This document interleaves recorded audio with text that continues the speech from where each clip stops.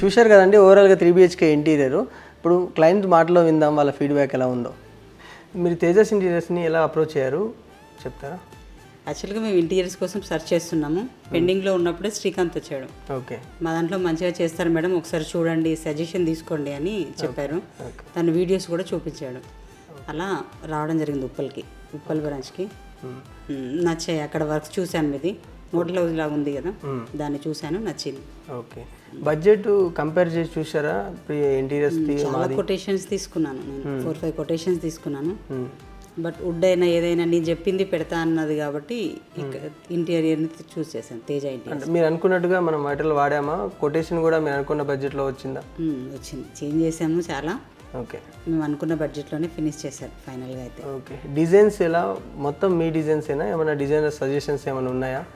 Almost 3Ds చాలాసార్లు change చేయించాను. ఓపికతో 3D వాళ్ళు కూడా చాలాసార్లు చేంజ్ చేశారు నా కోసం అయితే. ఓకే, వాళ్ళకు కూడా థ్యాంక్స్. Okay, okay.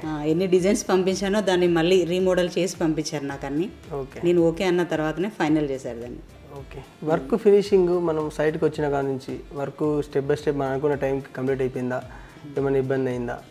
ఇబ్బంది అయితే ఏం లేదు. తేజ ఇంటీరియర్స్ వాళ్ళతో అయితే చాలా త్వరగానే కంప్లీట్ చేశారు. మేము లాస్ట్ మూమెంట్లో అప్రోచ్ అయ్యాము యాక్చువల్గా. ఓకే, త్వరగానే కంప్లీట్ చేశారు.